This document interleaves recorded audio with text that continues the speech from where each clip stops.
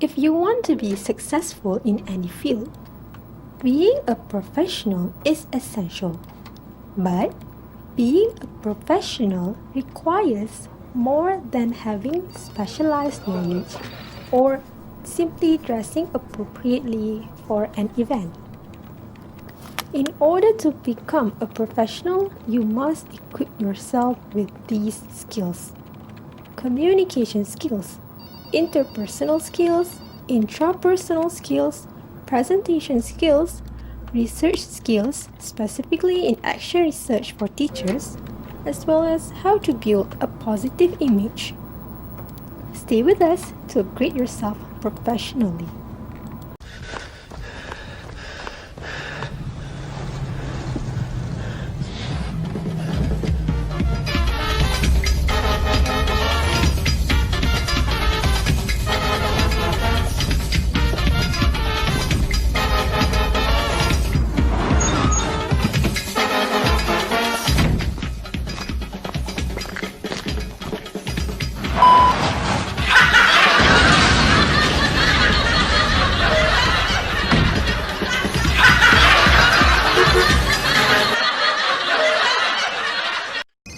Hello. Well, how much are they asking?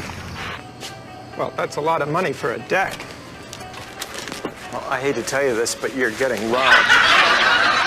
Did you hear me? You're getting robbed.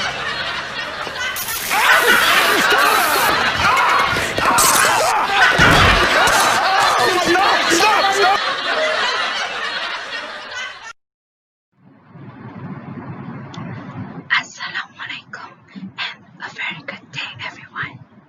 Welcome to my ASMR.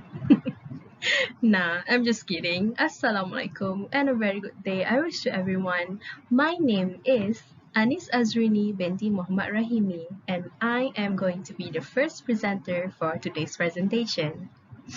Okay. The topics that I'm going to present to all of you are communication skills, interpersonal skills, and intrapersonal skills, and the last one is presentation skills. Okay, now let me begin my presentation by explaining the definition of communication. According to the definition of communication by Oxford's Advanced American Dictionary, communication is the activity or process of expressing ideas and feelings or of giving people information. Communication is a dynamic process which we need our minds and courage to face the others and convey our message in an effective way. Communication process is successful when we deliver the message in clear and understandable way. Next, we are going to look at the definition of communication skills. According to Saunders and Mills, communication skills can be defined as the transmission of a message that involves the shared understanding between the contexts in which the communication takes place. Now, we are going to look at why teachers need to have good communication skills. Look at the first one. Okay. So, according to Freddie Silver, teacher with good communication skill always make the things easier and understandable for his or her students in their learning process. Secondly, teacher need to teach in accordance with the ability and capability of his or her student. So, a teacher needs to adopt good communication skills which motivate the student toward their learning process. And the third one, teacher actually communicates more instructions orally in the classroom to the students. Therefore, teacher with poor communication skills may cause failure of students to learn and promotes their academics. Students need to understand what is right and what is wrong, and it is totally depend upon the communication skills of the teacher. Moving on to our next topic, which is interpersonal skills. From the website cited below, interpersonal skills is defined as the skills you need and use to communicate and interact with other people. In other words, interpersonal skills are the skills that we use every day when we communicate and interact with other people, both individually and also in groups. Interpersonal skills actually include a wide range of skills, but particularly it's actually communication skills such as listening and also speaking.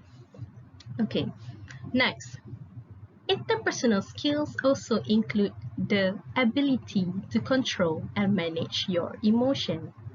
And interpersonal skills are sometimes referred to as social skills, people skills, soft skills, or life skills. Let's now turn to the importance of interpersonal skills. Interpersonal skills matter because none of us live in a bubble. In the course of our life, we have to communicate with and interact with other people on a daily basis, if not daily basis, hourly basis, and sometimes more often than that. Am I right? Yes. Okay, next. Good interpersonal skills actually oil the wheels of this interaction that we have with people, making them smoother and pleasanter for all those people involved in the interaction. And good interpersonal skills allow us to build better and longer lasting relationship with other people, both at home and also at work. Just now we have interpersonal skills, and now intrapersonal skills. So, what are intrapersonal skills? Let us look at it together. According to TIE 2020, intrapersonal skills are all about self-awareness and controlling your own internal attitudes and inner processes. Your intrapersonal skills form the foundation on which you build your relationships with other people because these skills help you more easily navigate your interpersonal relationships. Next, we're going to look at the importance of intrapersonal skills. When you have strong intrapersonal skills, you take personal responsibility for your own feelings and also your own emotion.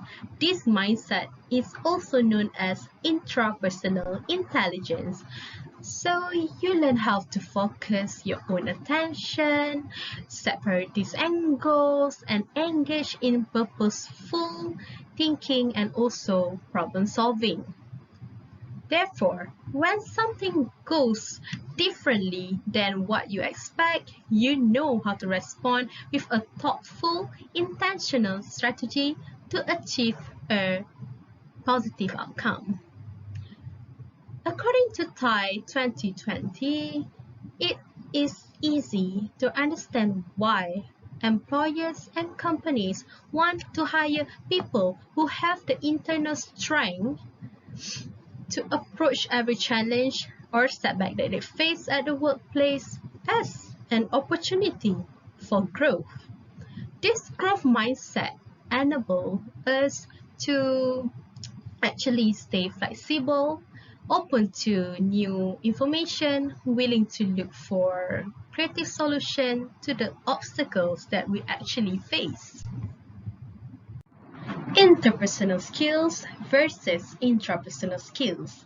Okay, now you have to decide which one is more important, interpersonal skills or intrapersonal skills. Interpersonal skills and intrapersonal skills are actually deeply connected.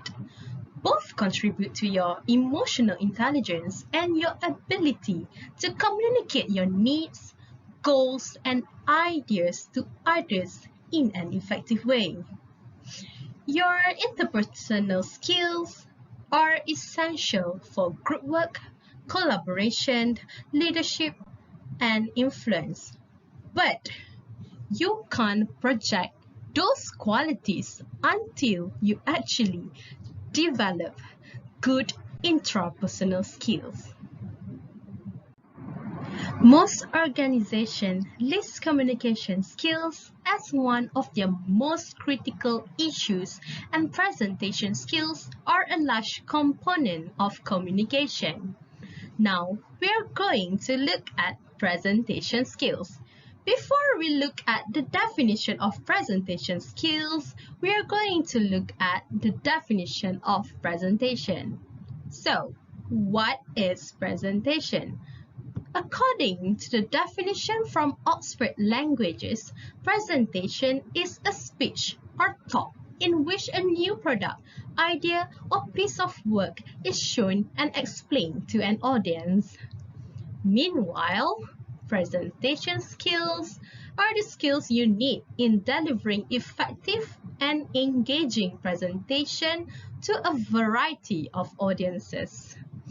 Today, presentation skills are required in almost every field, and most of us are required to give presentation on occasions. Presentation skills are crucial to almost every aspect of academic and also business life, from meetings, interviews, conference to trade shows, and also job fairs. Presenting information clearly and effectively is a key skill in getting your message across. Moving on to benefits of presentation skills for individuals. The first benefit is you learn how to communicate with other people with confidence. The second benefit is you can improve your professional communication skills, which are very important for your career development. Next, you can deliver professional presentation and enhance your professional image. First impressions are very important. They can be about your attitude as well as the way you dress. People will very quickly make assumptions based on your personal appearance that they see, including your facial expression, the clothes you wear, how well groomed you are, and also your body language. Therefore, in any professional situation, you should dress appropriately for your audience, as visual impact is at least as important as verbal impact. So, now you can see the presentation dress code for men from the picture on your left. So make sure you wear formal dress code for your presentation, and please avoid informal dress code for your professional presentation. Now, we are going to look at how Malaysian female should dress for a presentation. Ladies, you can always wear our traditional clothes, which is the baju kurung, or you can wear the 3 pieces clothes like the one you can see in the picture on the right. I'm sure everybody already know the proper attire for formal presentation. So, without wasting more time, let us move on to the next topic. Turning our attention now to the 3 key components of a good presentation according to Robert 2017. The first component of a good presentation is structure, which focuses on introduction, content, and conclusion. The next component is body language and movement. Then the third one, we have verbal delivery as the third component of a good presentation. Now, we are going to look into details of the first key component of a good presentation, which is structure. Besides introducing yourself by providing your name, role, and function, what should you do for your introduction? For the introduction of your presentation, it is very important for you as a presenter to build rapport with your audience. It is easier to build rapport with your audience in a smaller, less formal setting. Don't forget to state your preference for question in your introduction as well. Let your audience know when they can ask question either during your presentation or at the end of your presentations. Next, don't forget to set stage of your presentation. Let the audience know the agenda, your objective, and set their expectations. Give them a reason to listen and make an explicit benefit statement for your audience. Essentially, what's in it for them to listen? Finally, let them know how you will accomplish your objective by setting the agenda and providing an outline of what will be covered. Now, let us review for the content of your presentation. Make sure you deliver your message logically and in structure so that your audience will always on the right track. Deliver the main idea and communicate to the audience what your intended outcome will be. Transition well through the subject matter and move through your presentation by using phrases such as now we will review, or if there are no more questions, we will now move on to. So that is example for phrases that you may use. Next, use appropriate examples to make your audience understand your point better. If needed, use examples that is not in the presentation to emphasize a point. Next, you should illustrate and emphasize key points by using color schemes or animation to make it more interesting and engaging for visual intelligence audience. Lastly, don't forget to establish credibility, possibly, please, citing references or publication in your presentation to avoid plagiarism. Moving on to the last part of your presentation, which is the conclusion. In conclusion, you have to restate the main objective and the key supporting points of your presentation. If applicable, highlight a key point or crucial element for the audience to take away. For Q&A session, you can ask your audience, for example, who wants more details or any question? So that is the example for you to ask questions from your audience. Okay, and you can also prompt for question for your audience. For example, you can say, a question I often hear is like that. As simple as that, you can prompt question for your audience. Furthermore, don't forget to signal that the end of your presentation is near to your audience. For example, you can use the phrase to wrap up or to sum up for the signal of your presentation. And lastly, don't ever forget to thank your audience. Okay? Moving on to the second key component of a good presentation, which is body language and movement. Your non-verbal communication are key elements of your presentation. They are composed of open body posture, eye contact, facial expression, hand gesture, posture, and space between you and your audience. Now, let's turn our focus on feet and body. Make sure you stand firmly and move deliberately. Do not sway or shift. Next, make sure you move at appropriate times during presentation. For example, move during transition or when you want to emphasize a point. So that is the only time that you should move, okay? And lastly, make sure you stand where you can see everyone and do not block the visuals or the screen with your body. Now, moving on to hands.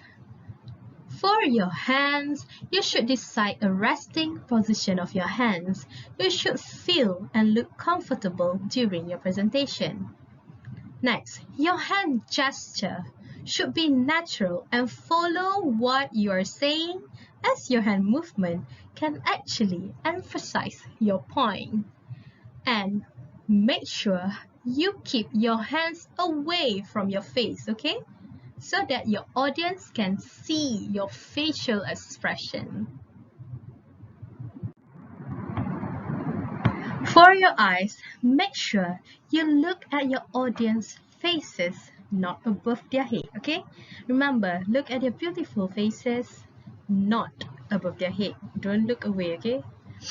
And make sure you make an eye contact with your audience during your presentation.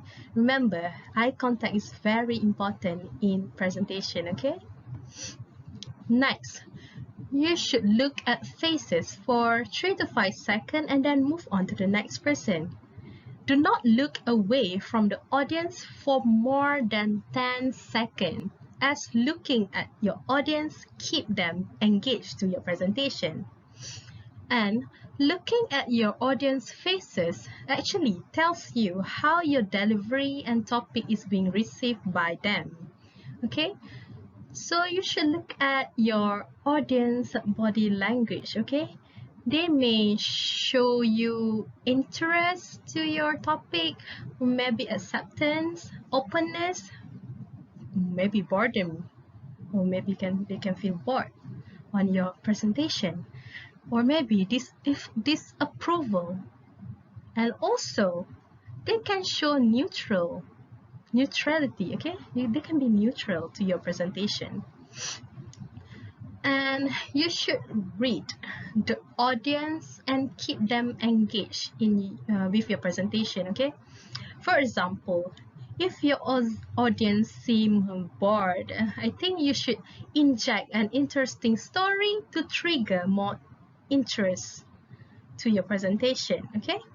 If they appear to disapprove your presentation, maybe you should ask for questions and comments to better understand how you should improve your delivery and content. Now, let us look at the third key component of a good presentation, which is verbal delivery. Firstly, when you present, you should use active rather than passive verbs. And please make sure you avoid using technical terms in your presentation unless you know your audience is familiar with the terms. Imagine you use medical terms to a 10-year-old boy. Will he understand the hard medical term? No, right? So make sure you use the term that your audience will understand, okay? And next one, you should always use your own words and also phrases. Okay, to catch your audience attention, you should look at your audience and use vocal techniques, okay? Use vocal technique. You should change your pace or volume, use a longer pause than the normal pause between your points, and maybe you can change the pitch of your voice if only needed lah, okay? And lastly, make sure you view your audience as a group of individual people, okay? So you should address your audience as if they were a single person, okay? So please use the pronouns you, the pronoun you, okay?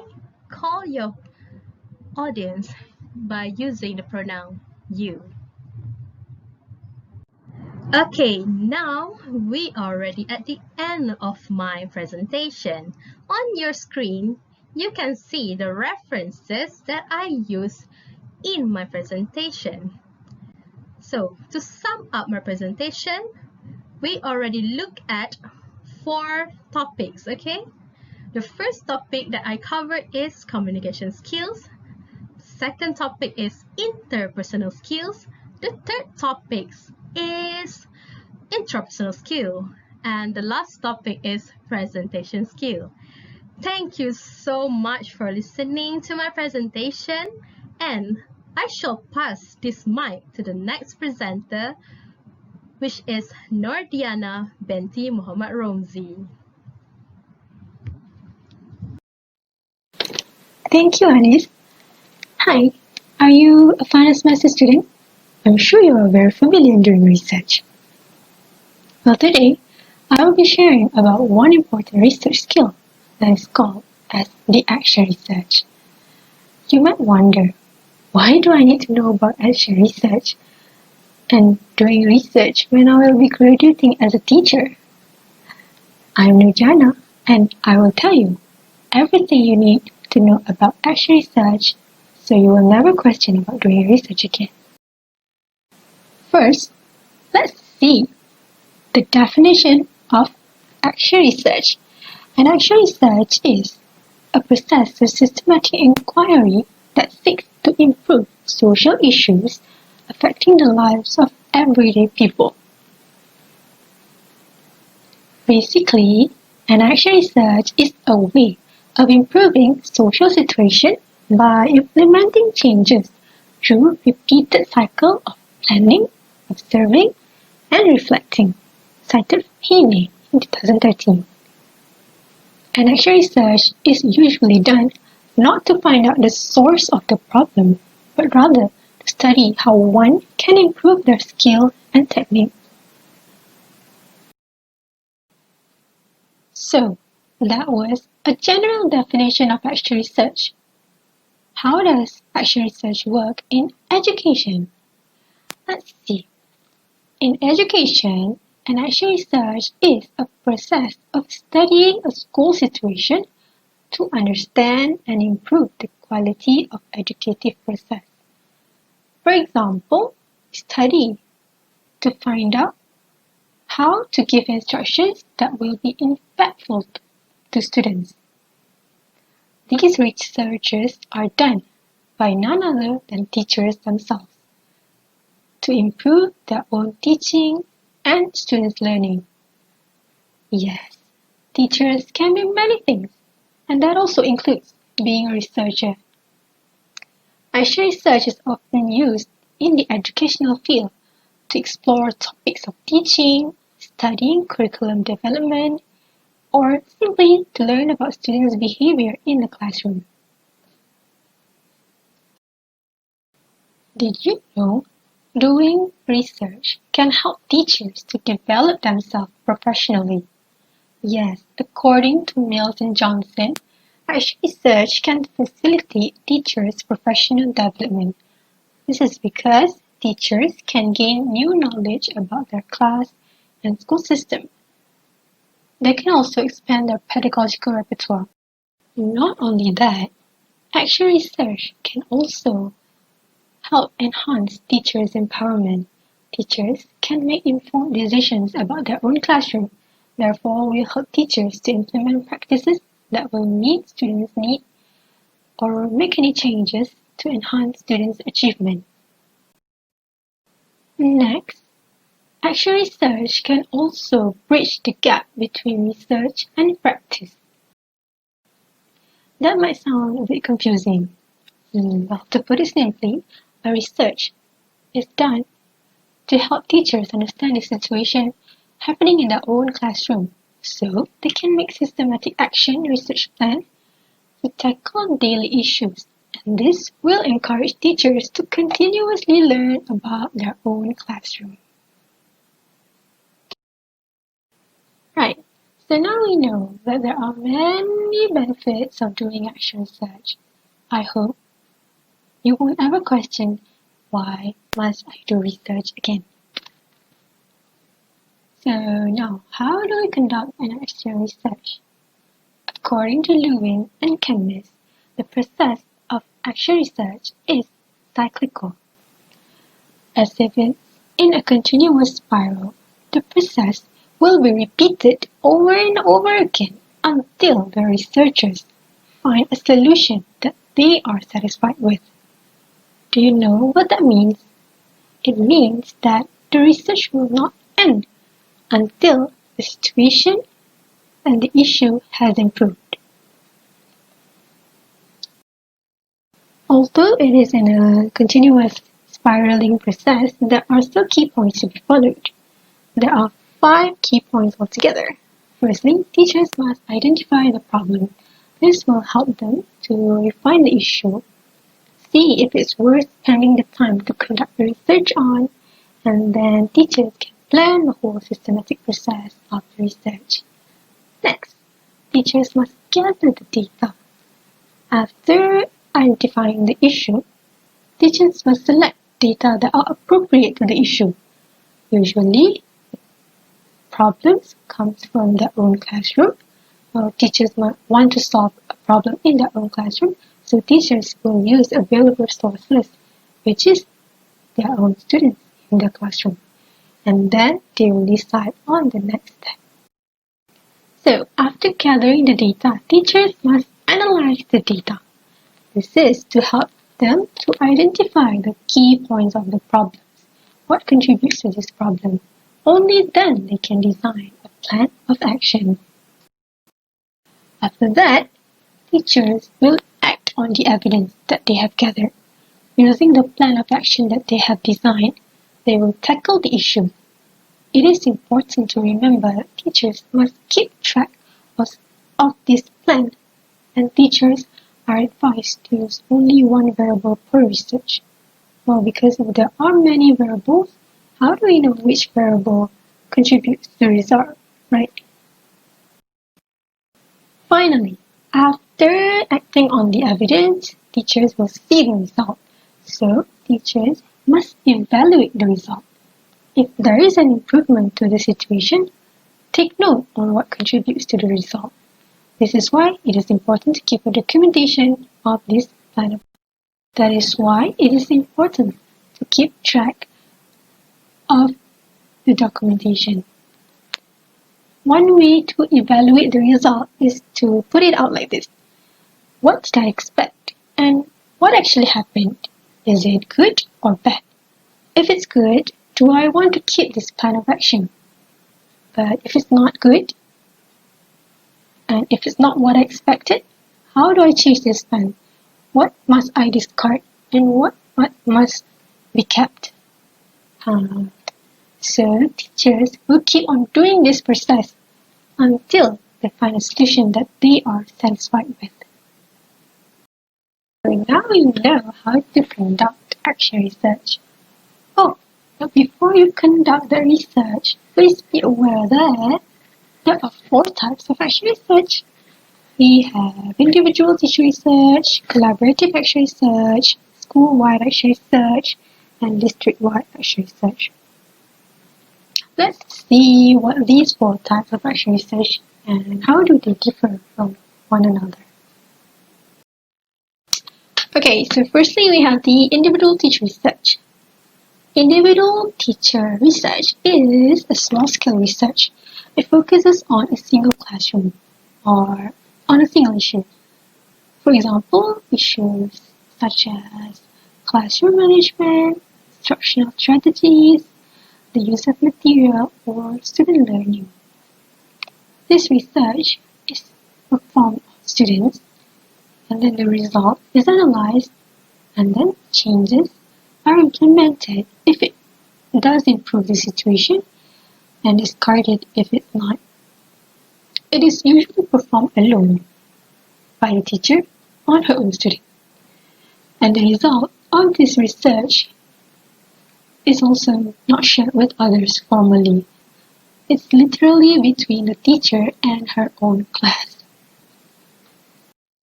The second type of research is collaborative action research. This one focuses on a single classroom or maybe several classrooms on the same issue. It is usually done by several teachers, hence the name collaborative. This research may benefit more than one individual because the result is shared with others, and this research can also form partnerships between teacher researchers. The third type of research is the school-wide research.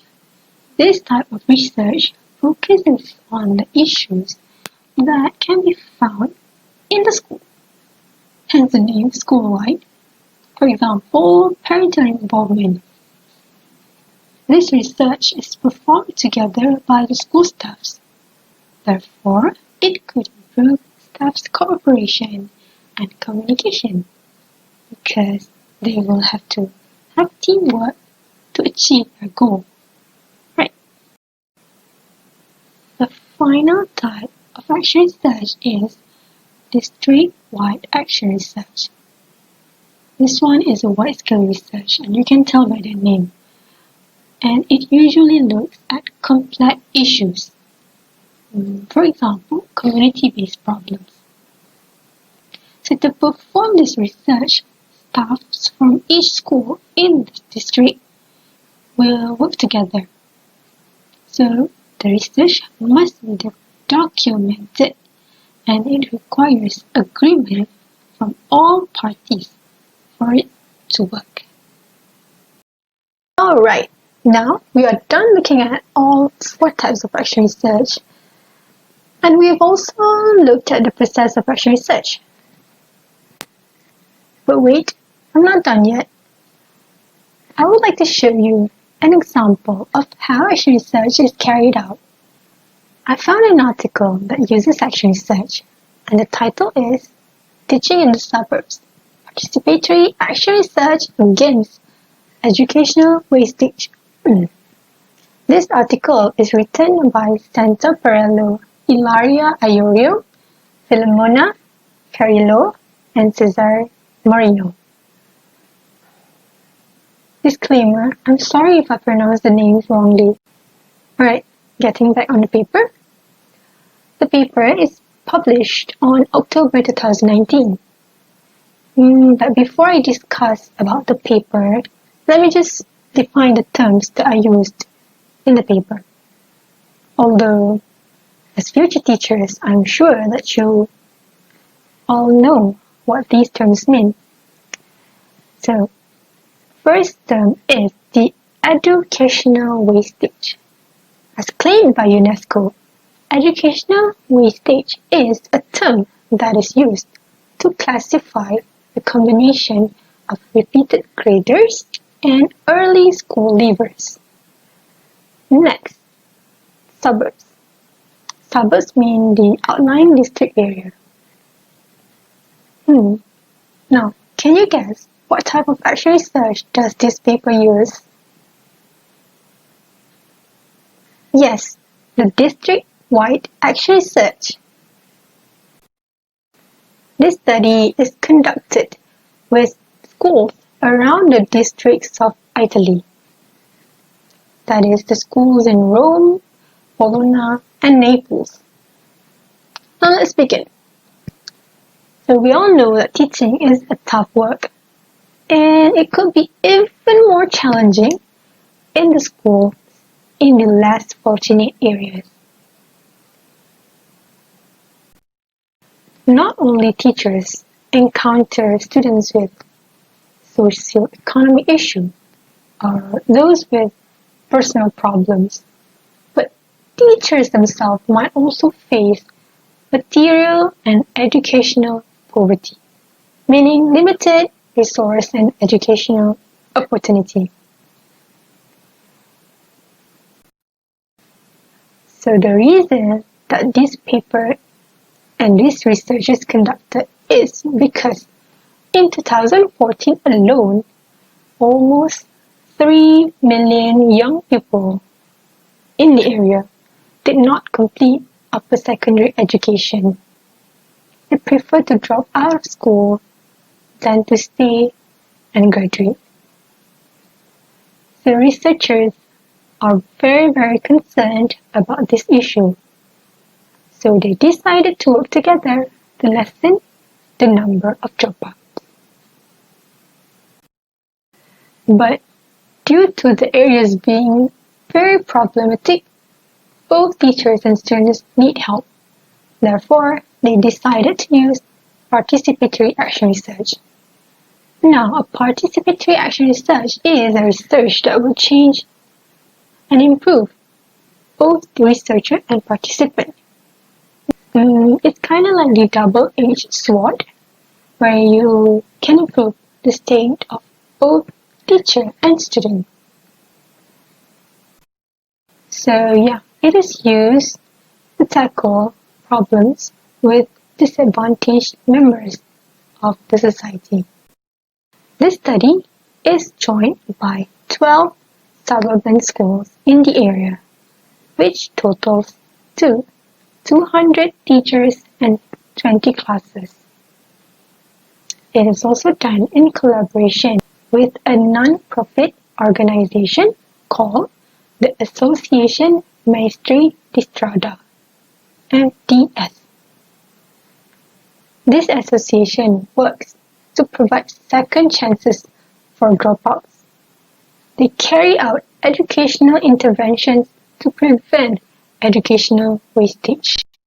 So, to summarize the procedure of the study, firstly, they have identified the problem, and then the researchers did an observation to collect the necessary data. They observed the verbal and non-verbal interactions between the participants. So how did they do this? The schools organized workshops so that the researchers can observe the interaction between teachers and students. Next, the data that are gathered during the workshop is then analyzed descriptively. They use the software called Alceste. And then they act on the data gathered. They discussed on what happened during the workshop and how the teachers and students behave. Next, they evaluate the result by reflecting on what happened during the workshop and how both teachers and students feel about being in the school. Finally, they decided to try on a plan of action that uses a prototype called the Open Space for Planning and Educational Research. So with these, groups of school teachers, educators, and psychologists from the association will meet periodically for multi-vision meetings. I believe that if the problem is still not improved, they will do these processes again until they find that one solution that they are satisfied with. This research is very interesting because both students and teachers are very honest about how they truly feel. They don't feel motivated to be in the school anymore. Teachers feel powerless and forced to work there. Students don't know why they have to go to school. So that is why the research is done. And fortunately, from this research, both students and teachers have an opportunity to share how they truly feel, and hence deciding on the plan of action to improve the situation. So, to sum up my presentation, action research is a way to improve one's social condition. There are 5 key points of The process of action research firstly is to identify data, gather data, analyze data, act on the evidence, and evaluate the result. There are also 4 types of action research, which is the individual teacher research, collaborative action research, school-wide action research, and district-wide action research. Alright, before I pass on this microphone to Siti Nur Ain, I will end my presentation with a quote from Kurt Lewin. He said, "No research without action, no action without research." That is all from me. Thank you. Diana for the presentation. So we are going to continue with the third components of fundamental skills in professional development, which is building a positive image. Before going further to this topic, please be reminded that we are going to refer positive image as a professional image as to suit the context that we are presenting today.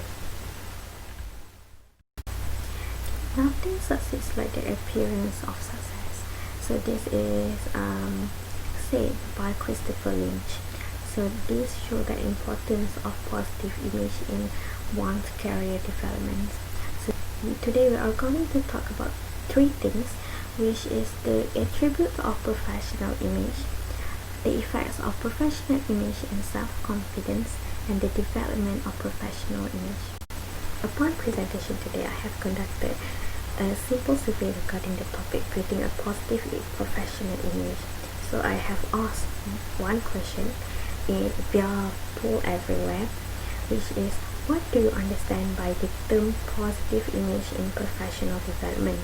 So most of the participants relate positive image to the physical appearance of showing a respectable image or adhere to dress code and ethics. And some of them also relates positive image to doing everything right, being efficient in your work, and also portray a positive attitude language. So the real question is, what is meant by professional image and how to show it? Okay, what is the professional image? So in 2005, Robert defined professional image as the set of qualities and characteristics that represent perceptions of your competence and character as judged by your key constituents. So, however, in 2019, Brand, which is one of the lecturers in Harvard Business School, said that professional image is a representation that one projects about themselves based upon appearance and reputations. So basically, professional image can be defined as what you present yourself that to others that show your competence in your career. The first component that I'm going to touch today is the attribute of professional image. So this basically touches in the qualities or features regarded as characteristic of positive professional image. There are 4 main attributes of positive professional image, which are: the first one, appropriate professional appearance; the second one, the use of correct manners and etiquette; the third one is appropriate personal behavior; and the last one is effective communication. The first attribute of professional image is an appropriate professional appearance. So grooming and professional appearance are important to gain not just a positive impressions but also respect in the workplace. So according to the research from Princeton University, people assess your competence, trustworthiness, and likability in just tenth of seconds. So solely based on the way you look. This is said by GZ 2005 in his article. So this shows that first impression is really important to gain respect and positive impressions in workplace. So we need to take care of what we are wearing to work and also our personal grooming. Do dress to impress. Your image matters. So we need to be mindful that appearance count a lot toward creating a good first impression as well as ongoing interactions. This means that we have to wear proper attire to work. For example, wearing a baju kurung, wear shirt and appropriate shoes, and also we also have to be mind to our personal grooming. These include the nails, hairs, and also teeth. So we need this because as a teacher we do meet and interact with a lot of people. This include interaction with your students, your fellow friends, and also sometimes as parents. So we need to take care of our appearance because it is important to present an image that says you are confident, credible, trustworthy, and approachable.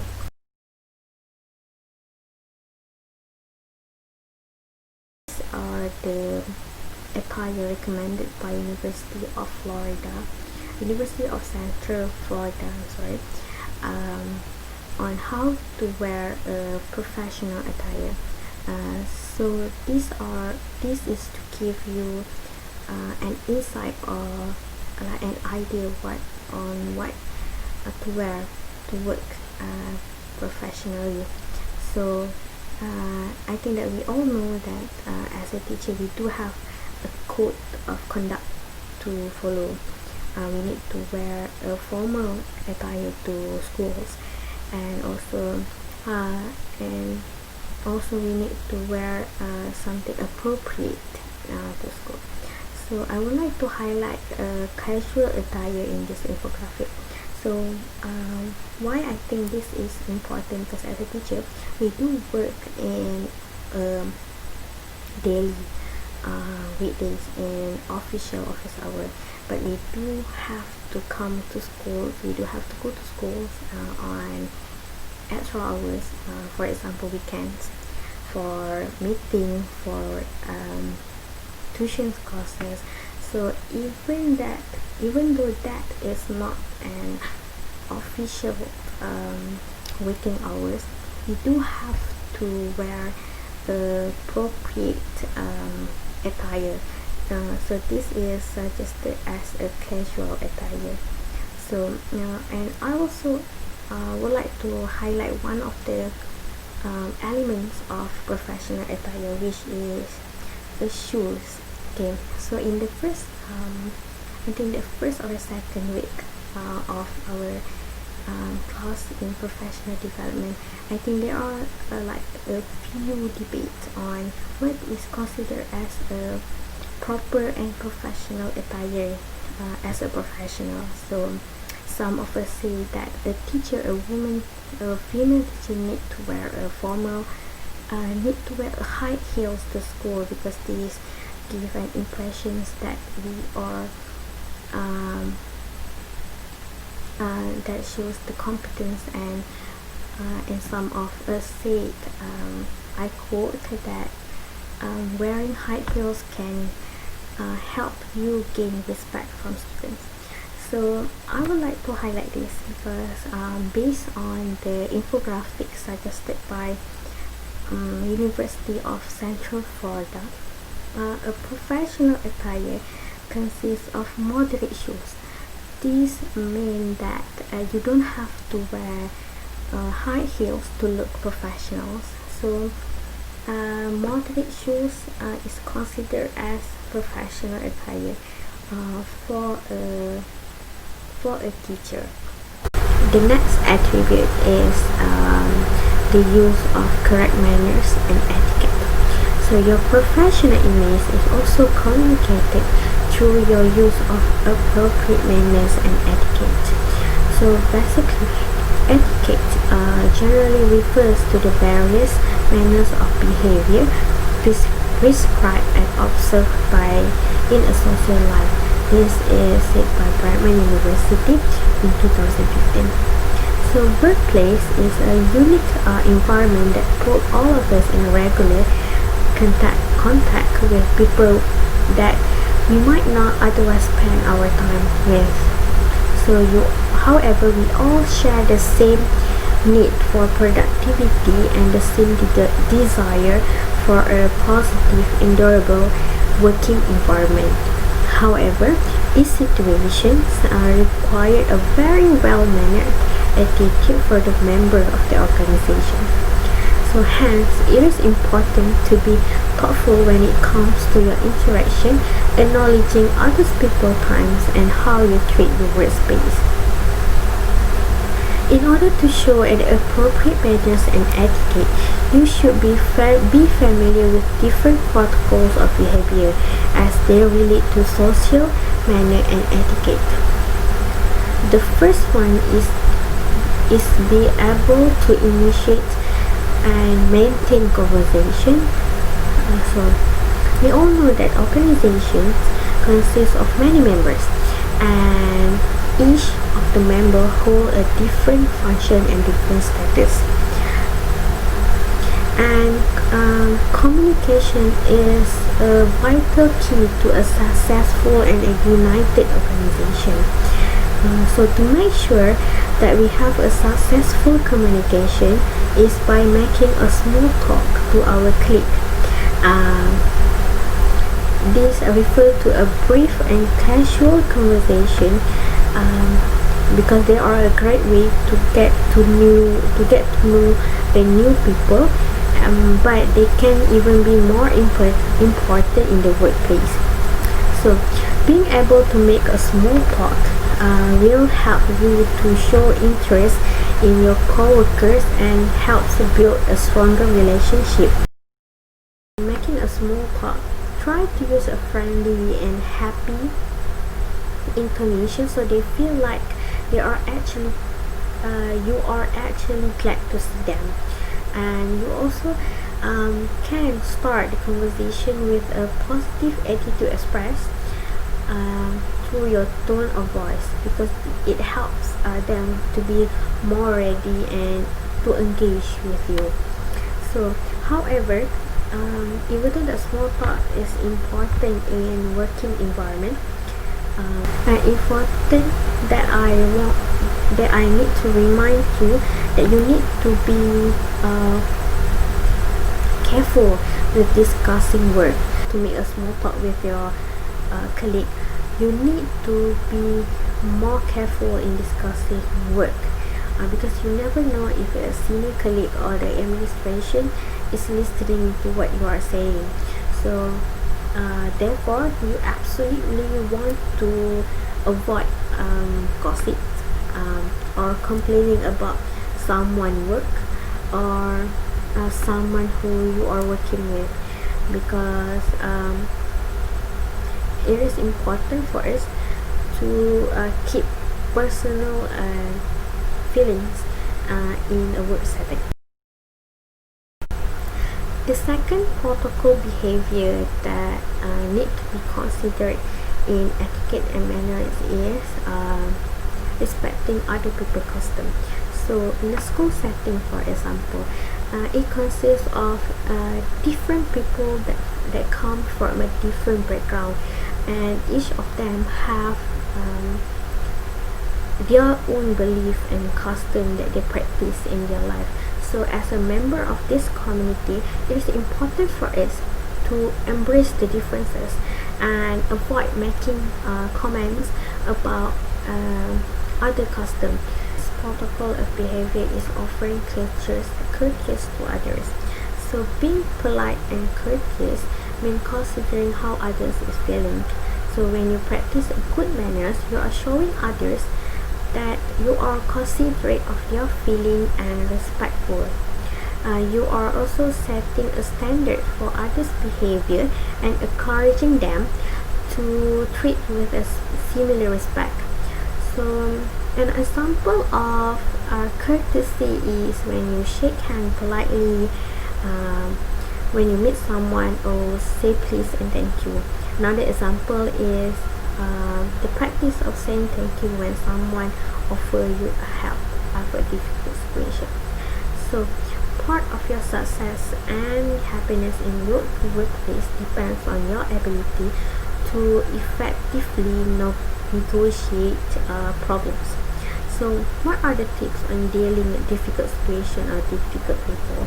So, the first one is meet privately, because sometimes having an audience causes more defensiveness.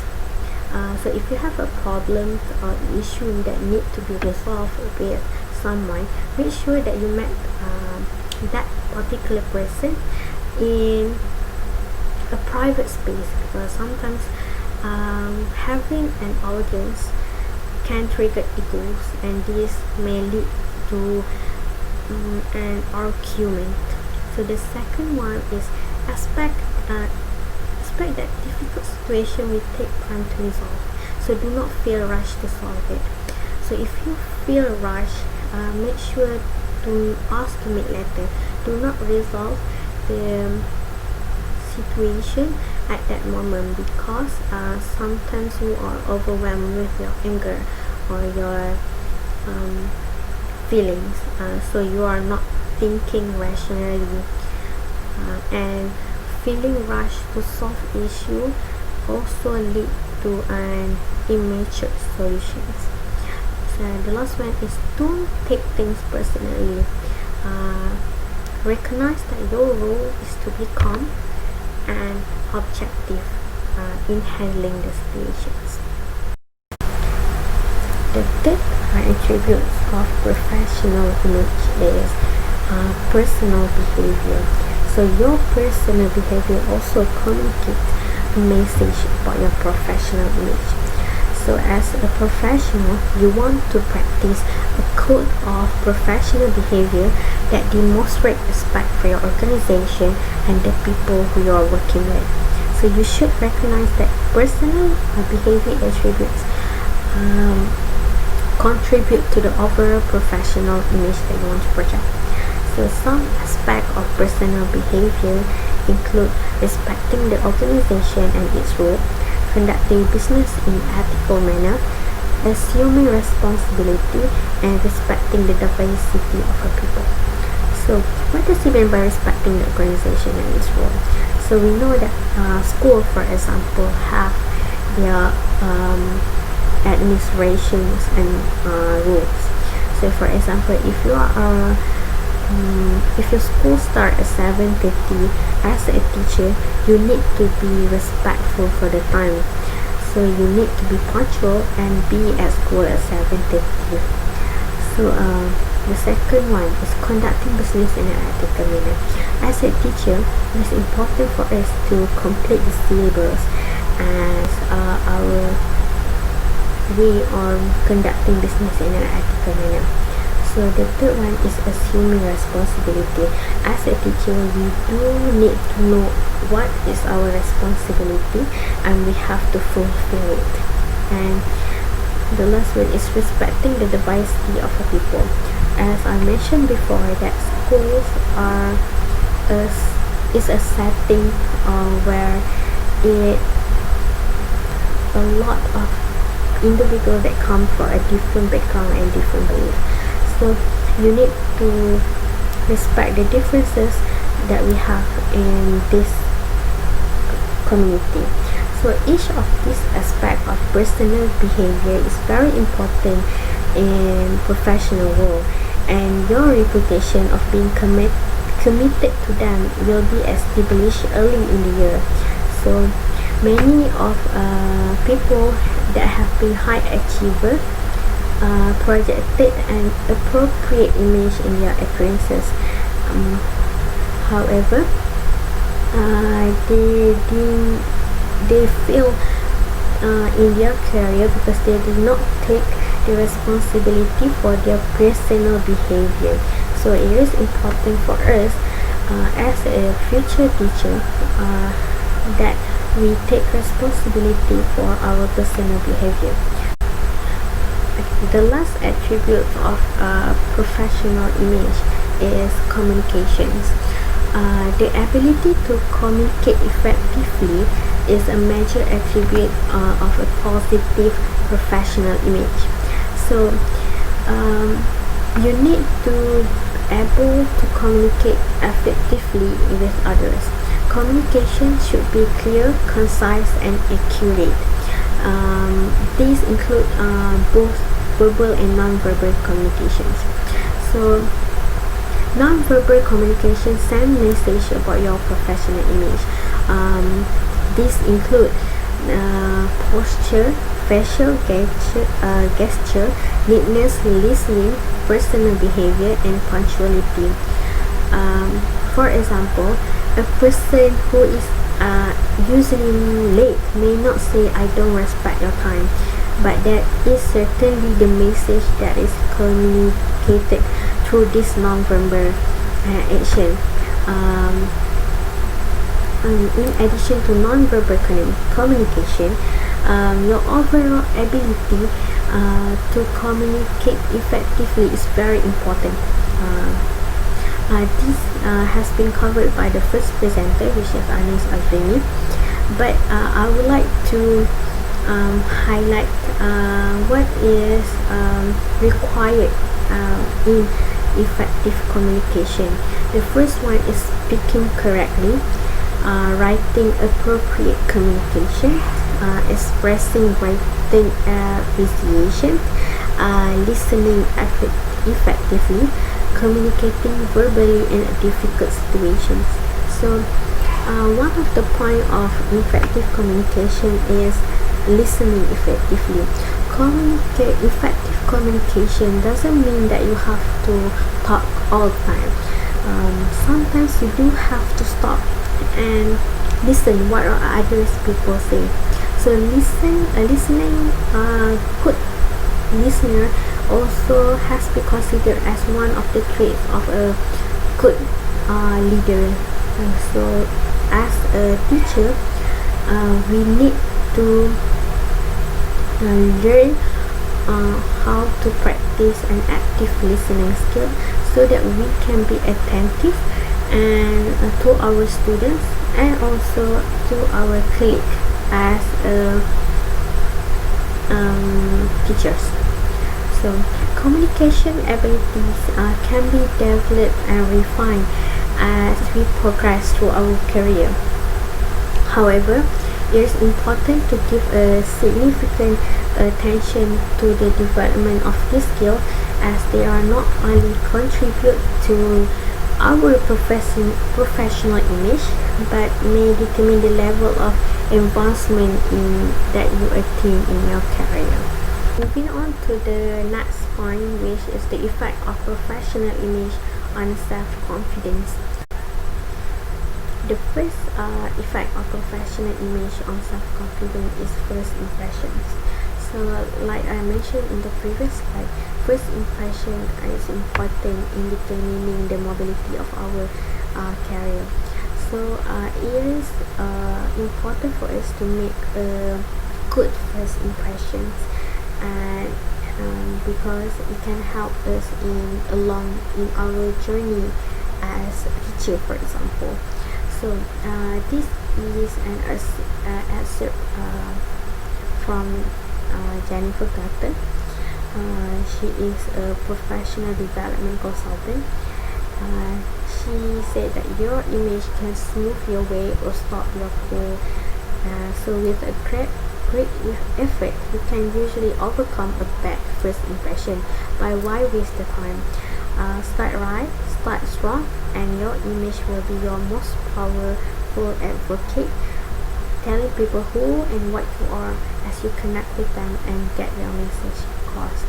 They show that the importance of professional image and a first impression in your working environment, because it will help you in handling or in navigating your journey in your working environment. Effects of professional image on self-confidence is gaining the respect of others.